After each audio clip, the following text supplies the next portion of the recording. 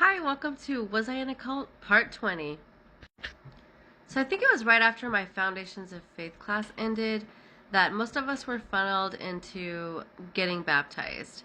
And we were made to kind of believe that you couldn't go to heaven without this sort of baptism, that it was necessary for us to do in order to show that we have, um, like, basically let our past life go and now we're gonna just live for Christ. They basically said that it was like a declaration of serving the Lord. Like we were, if we had gotten saved, if we had, received Jesus in our heart, then we should all be baptized. And so the next round of baptisms was coming up in the church for that year, and we were just basically told that, like this was something we definitely needed to do, and it was like a lot of pressure too, because I remember thinking like I don't like getting wet. Like I don't like getting dunked in public. The thought of being dunked in water in public sounded like something I didn't really want to do, but I was kind of like pressured to, like, if I didn't do it, then I wasn't really saved. So like I mean, like, to prove that I was saved, I had to be dunked in this water in front of the entire congregation. And that didn't sound fun to me, but I felt like it was just something I had to do.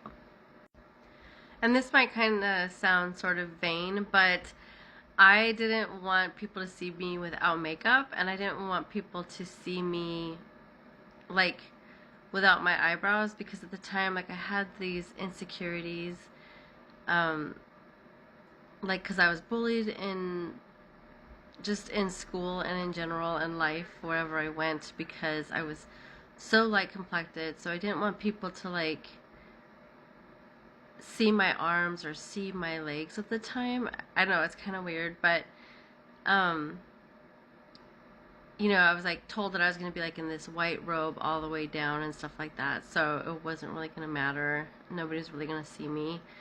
Um but like I remember just being so embarrassed, because I remember like people showing up and like they didn't wear makeup or have their hair done or anything, because they knew they were gonna get dunked into the tank. And I remember showing up like with a full face of makeup with my hair done, and just like hoping that after it happened that I could just hurry up and leave and no one would see me, because I didn't want for people to see me without like my face on, you know what I mean? Like, and I don't know, it was like humiliating for me in a sense. Like, it felt like it was like an initiation, sort of like into the group. It was like something you had to do. Everyone that was going to be a part of this church had to do this.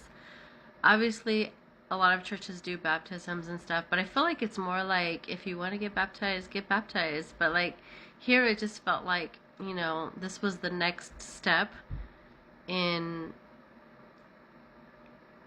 like fulfilling the call of God upon my life, basically. I just remember having so much anxiety around it. Like, hoping like, okay, let me make sure I get waterproof makeup. Let me make sure that my eyelashes and my eyebrows don't come off. I don't want anybody to see that I have blonde eyebrows, because then they'll make fun of me. And it was just weird. I mean, even before I do these videos, I put like my eyebrows on, because they are blonde. They're blonder than my actual hair. So I don't know why. I've always just had a problem with people seeing me like without my makeup on. And like I go out of the house now without it, and I actually can wear t-shirts and show my arms and stuff, but for the longest time I didn't want to, because people made fun of my freckles on my arms, or just, I don't know, I just had these insecurities. And I knew that like the type of people that were in my church could potentially make fun of me, because um, actually I had been kind of made fun of. Like I was basically called, the white girl, or like the güera, the lightest skinned person within the church, and people already made fun of me, and I just was like, I didn't want to put myself in a position. Like, I already felt like I didn't feel like I fully fit in with the group because, like, mostly everyone was Hispanic and I was white, and they used to like make fun of me and kind of like tease me, and there was some racist things that were said, and I'm just like, I look back and I think about it, and it's very hurtful and also not very godly in my opinion. But I was always just trying to fit in, like, so I dyed my hair a dark brown. This was prior to me even going to church. I was already doing this, like, because the city I lived in was predominantly Hispanic and I was bullied for being white there. So it was not easy. So we'll just leave it at that. I mean, you know what? Honestly, there is racism in the church. Like, if you go to a church that's all, like, one predominant race, like, those that are minorities within that congregation are most likely going to be bullied and made fun of and talked about. And that's what I experienced. So honestly, I had no intention of discussing racism in the cult, but it was there, and I guess now it's out about that. So honestly, I didn't have any intention at all about speaking of racism in the cult or anything like that. It wasn't a pre-planned thing. Like, I actually don't pre-plan what I'm going to say. Sometimes right before the video, I just think a little bit about where I was at and the next experience that I had that was questionable within the church, and then I just start talking, and sometimes stuff that I didn't even think about comes out, which is what happened today. But as I say that, I also think of the fact that a cult doesn't usually accept individuality. Someone that's different is going to stand out. So basically, if you're different, you conform in whatever way you can to look like the group. And so when I came into the church, I somewhat looked like the group anyways, because I was living kind of like the lowrider lifestyle, and I know I don't look like that at all right now, but at the time I was very much into that sort of life, and I came in looking like that, acting like that, talking like that, and I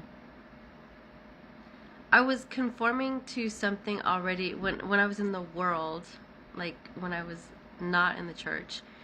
I remember just trying to fit in with this group. For some reason, I was drawn to it, I was attracted to it, and I tried to fit in, which didn't work out very well because I was like a white girl, like trying to look Hispanic, trying to act Hispanic, trying to be Hispanic. Like, I was trying to become Hispanic in any way I could, because I just wanted to fit in, and I don't know why. Like, I don't know why I just couldn't be myself, and it all started when I was probably like 13, and when I was going to school, and I was bullied by a lot of these